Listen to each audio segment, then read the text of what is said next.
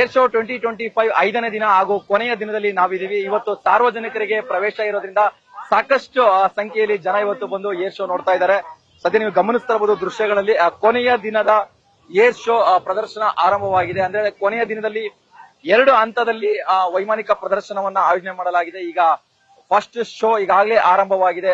ಈಗಾಗಲೇ ವಿವಿಧ ದೇಶಗಳ ಯುದ್ಧ ವಿಮಾನಗಳು ಜೊತೆಗೆ ಭಾರತ ದೇಶದ ಯುದ್ಧ ವಿಮಾನಗಳು ವೈಮಾನಿಕ ಪ್ರದರ್ಶನವನ್ನು ನಡೆಸ್ತಾ ಇರೋದು. ಸದ್ಯ ಈಗ ತೇಜಸ್ ಜೆಟ್ ಫೈಟರ್ ಈಗ ವೈಮಾನಿಕ ಪ್ರದರ್ಶನವನ್ನ ನಡೆಸ್ತಾ ಇದೆ. ತೇಜಸ್ ಸಾಕಷ್ಟು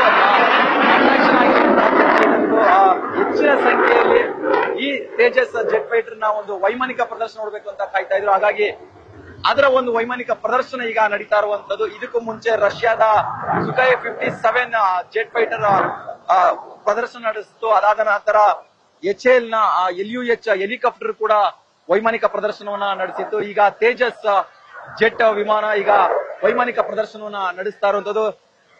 ಅಂದ್ರೆ ಸ್ಟಾರ್ಟಿಂಗ್ 3 ದಿನ ಡೆಲಿಗೇಟ್ಸ್ ದೇಶ ವಿದೇಶದಿಂದ ಅವರಿಗೆ ವೈಮಾನಿಕ ಪ್ರದರ್ಶನವನ್ನು ವಿಶೇಷವಾಗಿ ಆಯೋಜನೆ ಮಾಡಲಾಗಿತ್ತು. ಕೊನೆಯ 2 ದಿನಗಳ ಕಾಲ ಸಾರ್ವಜನಿಕರಿಗೆ ಪ್ರವೇಶ ಇರೋದ್ರಿಂದ ಇವತ್ತು ಕೊನೆಯ ದಿನ ಸಾಕಷ್ಟು ಸಂಖ್ಯೆಯಲ್ಲಿ ಜನ ಬಂದಿದ್ದಾರೆ. ಅಂದ್ರೆ ಫ್ಯಾಮಿಲಿ ಸಮೇತ ಮಕ್ಕಳು, ವಯಸ್ಸಾದವರು ಹೀಗೆ ಫ್ಯಾಮಿಲಿ ಸಮೇತ ವೈಮಾನಿಕ ಪ್ರದರ್ಶನವನ್ನ ವೀಕ್ಷಣೆ ಮಾಡಿ ಎಂಜಾಯ್ ಮಾಡ್ತಾ ಇದ್ದಾರೆ.